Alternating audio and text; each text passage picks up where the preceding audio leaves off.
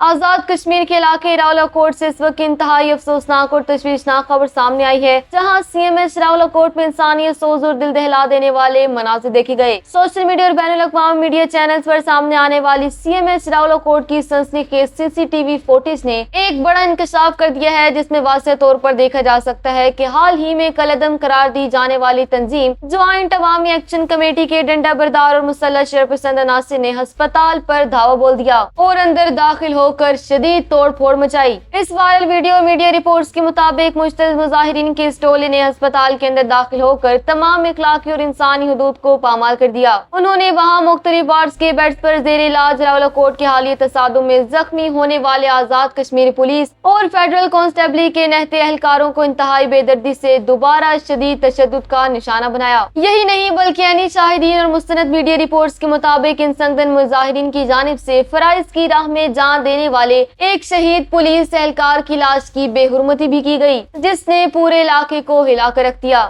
سرپسند عناصر کے اس حملے کے دوران ہسپتال کی قیمتی سرکاری املاک اور طبی آلات کی شدید توڑ پھوڑ کی گئی، جس کی وجہ سے ہسپتال میں موجود عام مریضوں اور خواتین و بچوں میں شدید خوف و ہراس پھیل گیا اور وہاں طبی خدمات عارضی طور پر معطل ہو کر رہ گئی۔ ہسپتال جیسے حساس اور امن والے مقام پر کالعدم تنظیم کے اس وحشیانہ حملے اور غنڈہ گردی پر عوامی و سماجی حلقوں کی جانب سے شدید غم و غصے کا اظہار کیا جا رہا ہے، جبکہ سیکیورٹی اداروں نے سی سی ٹی وی فوٹیج کی مدد سے ہسپتال پر حملہ کرنے والے شرپسندوں کی گرفتاری کے لیے ایک بہت بڑا کریک ڈاؤن شروع کر دیا۔